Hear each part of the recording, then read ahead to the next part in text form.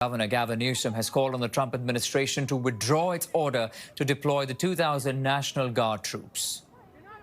This is a serious moment, and it requires serious leadership. And it's time for you to be a commander-in-chief of the United States of America. And I will have your back if you want to work in a relationship of trust and truth in the spirit of our founding fathers. But you come after poor kids, you come after families, we will do everything in our power to stand up and stand in your way. Now, Trump took to social media this morning calling for the arrest of people in face masks and saying that things are looking really bad in LA. Bring in the troops, he says. Let's now bring in CTV News U.S. political analyst Eric Ham in the conversation. Eric, good morning. Good to have you. Talk to us about this bitter battle that Governor Newsom and President Trump are locked in. Now the governor is saying that he will be suing Trump over, quote, his unlawful action of deploying the National Guard in L.A. Yeah, and really what this is a political food fight that's playing out between not only the governor, but the blue state of California and deep red MAGA ideology coming from Donald Trump. And what's taking place with the immigration crackdown is just the backdrop of this fight. We know that California is a sanctuary state. The city of Los Angeles is a sanctuary city. And so what we're seeing from the president is just political red meat being thrown at this issue. And of course, it's also a distraction. We know the president is locked in a really ugly feud with Elon Musk. The Big Beautiful Bill Act is hanging in the balance. The president has had a number of his executive orders, including many of those on immigration, overturned by the courts.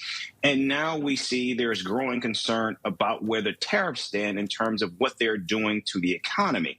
And so this is just a distraction that we're seeing play out. No president has actually called in the National Guard or usurped a governor's ability to coordinate the National Guard since 1965. And so this is a situation that is becoming increasingly more polarizing. And already we have seen more than 20 Democratic governors actually lambaste the president for this action that we're seeing play out right now. But again, this will likely continue. The question is how long? How long? But Eric, explain to us, what are going to be the political implications of a decision that Donald Trump has taken, which is so controversial?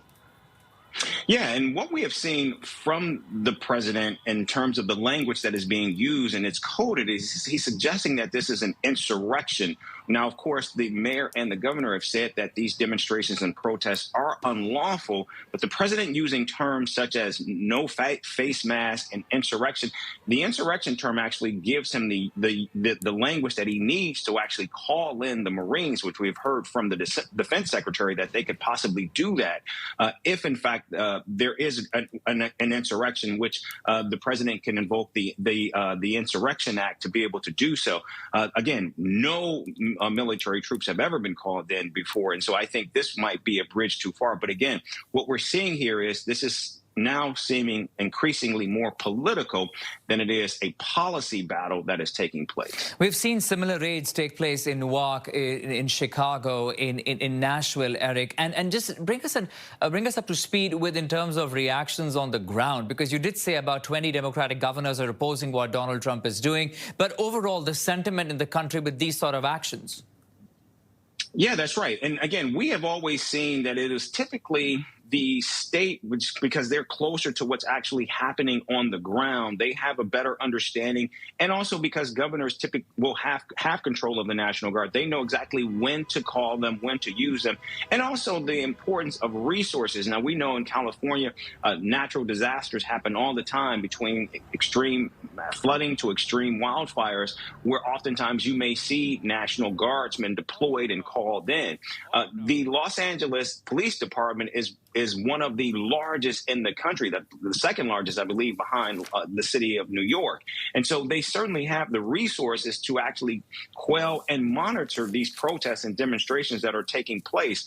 And to call in the National Guard, many governors are looking at this as an attempt to, again, usurp their power and authority, but it's also being done as a political move and tool by the president to actually use to rile up his base. In fact, we have heard that We've heard from Kristi Noem when she was the governor of South Dakota, actually criticized President Joe Biden for actually calling in the National Guard. But now we see President Trump doing something very similar, but also at a time when many, even the governor and the mayor of Los Angeles, as well as the police chief of Los Angeles, simply did not believe this was actually warranted or even needed.